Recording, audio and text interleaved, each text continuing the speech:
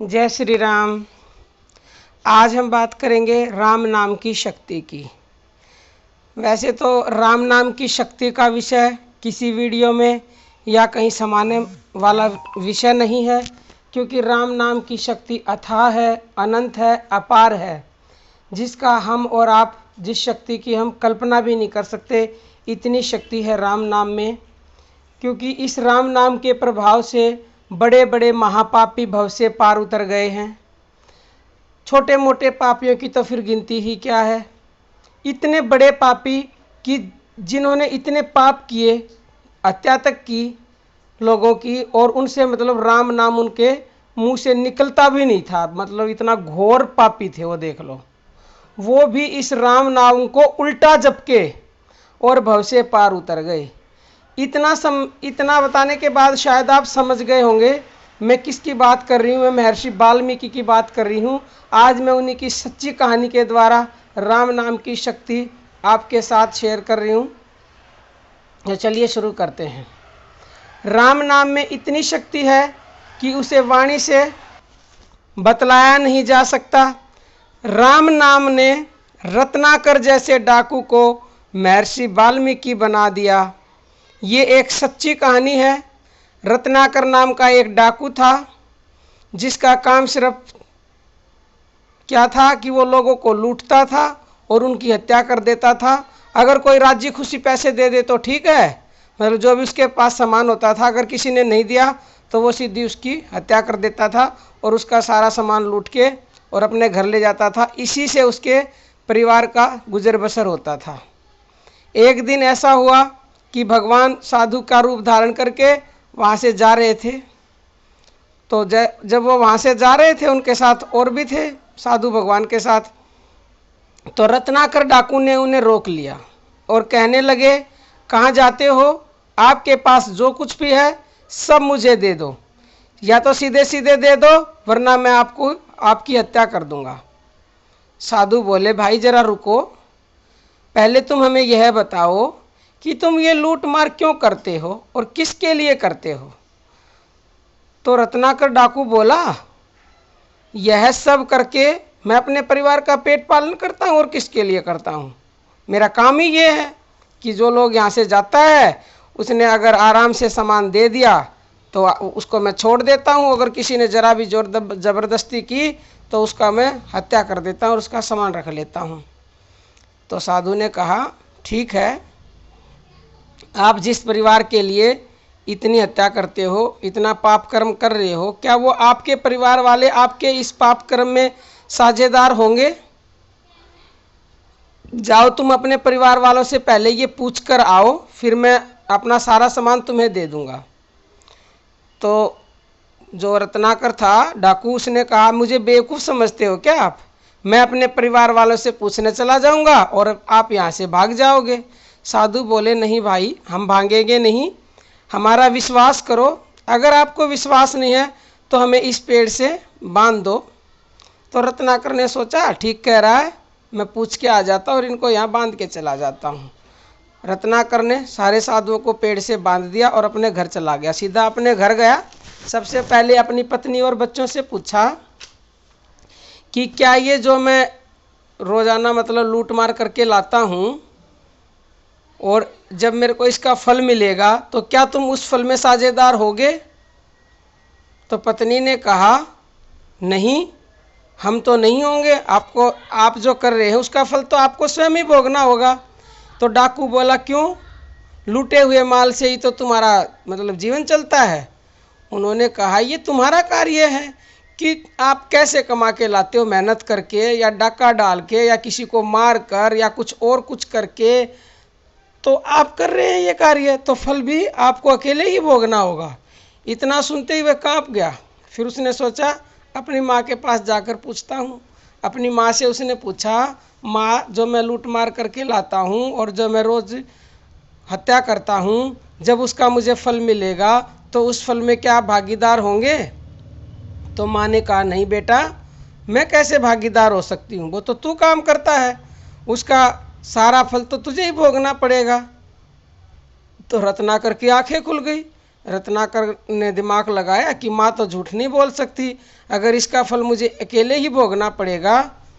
तो वो वापस साधु के पास चला गया, ये सोचते सोचते कि मैं अगर मुझे अकेले ही फल भोगना है तो मैं ये क्यों लूट मार करके और कर मैं सबके लिए रहा हूँ, क्योंकि उन सब का खर्चा चलता था उससे। तो उसकी आत्मा में बड़ी तब्दीली होती गई रास्ते में ही। मतलब इतना सुन के ही उसकी आंखें खुल गई और वो सीधा जाके साधु के चरणों में पड़ गया। साधु बोले क्या हुआ? डाकू बोले मेरे परिवार वालों ने मना कर दिया कि हम तुम्हारे पाप कर्म में शामिल नहीं होंगे। डाकू ने साधुओं के बंधन को खोल दिया और कहने लगे आज से यह मैं काम नहीं करूँगा, आप बताएं कि मुझे क्या करना चाहिए। तब साधुओं ने कहा कि आप हमारा कहना मानोगे तो हम आपको एक ऐसी युक्ति बताएंगे जिससे आपका कल्याण हो जाएगा। डाकू बोला जैसा आप कहेंगे मैं वैसा ही करूँगा, आप बताएं। साधु बोले आप यहाँ बैठकर राम नाम का जप करो और जब तक हम न लौट कर आएँ तब तक जप करते ही रहें। वह डाकू वहीं बैठ गया। तो साधु बोले कहो राम राम। तो उससे राम राम कहा ही नहीं गया, क्योंकि वह तो डाकू था। कहने लगा तो मरा मरा, क्योंकि वो रोज़ मारने का काम करता था। तो जो जैसा काम करता है रात दिन तो उसके मुँह से तो वही शब्द निकलेंगे। इसीलिए मैं सबको बोलती हूँ कि चलते फिरते काम करते राम राम जपो, तो सारे विचार अपने आप उसी के हिसाब से आपके मन में आएंगे। तो वो राम मरा मरा इसलिए बोलने लग गया क्योंकि सारे दिन आदमियों की हत्या करता था, आदमियों को मारता था, इतना घोर पापी था कि उसके मुँह से राम शब्द तक भी नहीं निकला। तो साधु बोले ठीक है आप मरा मरा ही बोलो, क्योंकि मरा मरा बोलने से राम बन जाता है। आप बोल के देखो मरा मरा मरा मरा मरा मरा मरा मरा 20-25 बार आप जब इस शब्द को बोलोगे तो ऑटोमेटिकली ये घूम जाता है और ये राम बन जाता है। और इसीलिए तुलसीदास जी ने भी कहा है उल्टा नाम जपा जग जाना, वाल्मीकि भय ब्रह्म समाना। यानी उल्टा नाम जप के भी संसार में प्रसिद्ध हुए महर्षि वाल्मीकि। उल्टा नाम जप करके भी पूरा संसार उनको जानता है और वो एक ब्रह्म के समान पूजे जाते हैं आज के समय में वाल्मीकि, क्योंकि उन्होंने रामायण की रचना की थी। तो रत्नाकर डाकू उस नाम में इतना तल्लीन हो गया कि अपनी सारी शुद्ध बुद्ध भूल गया। काफ़ी समय बाद भगवान साधु की वेश में जा रहे थे तो उन्होंने राम नाम की धुन सुनी तो देखा एक मिट्टी का ढेर है, क्योंकि भगवान को ध्यान आया कि यहाँ पे मैं डाकू को बिठा के गया था उसको राम राम बोलने के लिए। तो इतना समय हो गया उसको राम राम बोलते हुए, इतनी उसकी ताकत बढ़ गई, इतनी वाइब्रेशन बढ़ गई कि मिट्टी का ढेर जो लग गया था, क्योंकि राम राम बोलते बोलते उसको कोई सुध नहीं रही थी डाकू को, और उसके ऊपर मिट्टी जमा हो गई और उस मिट्टी में से भी राम नाम की धुनी बाहर तक सुनाई दे रही थी। तो फिर भगवान ने उस मिट्टी को हटाया तो देखा कि वही डाकू है। धन्य है ये जो राम नाम में अपना सब कुछ भूल गया। ऐसा देखते ही साधु ने डाकू से कहा।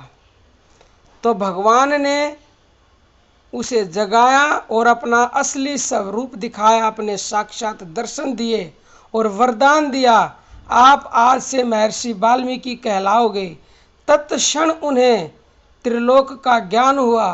तभी तो उन्होंने राम से पहले ही रामायण लिख दी थी। तो आपने सुना राम नाम में कितनी अपार शक्ति है। इतना महापापी जो इस राम नाम के प्रभाव से सिर्फ राम, और राम ही क्या उसके मुँह से तो राम भी नहीं निकला था। तो कई लोग मेरे से प्रश्न पूछते हैं कि हमें मांसाहारी हैं तो क्या हम राम का नाम जप कर सकते हैं? अगर तुम नहीं छोड़ सकते पहले तो ऑटोमेटिक भगवान का नाम छुड़वा देगा। इतनी शक्ति है इस नाम में। जब महापापी के भी पापों को वो दूर कर सकता है तो फिर उसके आगे तो क्या शराब और क्या मांस। लेकिन तुम जपना तो शुरू करो, क्योंकि महापापी भी एक बार प्रभु का नाम जपने लग जाता है तो उसके सारे पाप स्वतः ही जल जाते हैं और सारी बुरी आदतें बुरे कर्म सब दूर हो जाते हैं। और अपने आप ही वो तुम्हारी वहाँ से बुद्धि को हटा देगा बुरे कर्मों से, और सद्बुद्धि बना के अच्छे कर्मों की तरफ आपको अग्रसर कर देंगे। ये है राम नाम की शक्ति का असर, राम नाम के प्रभाव की ताकत।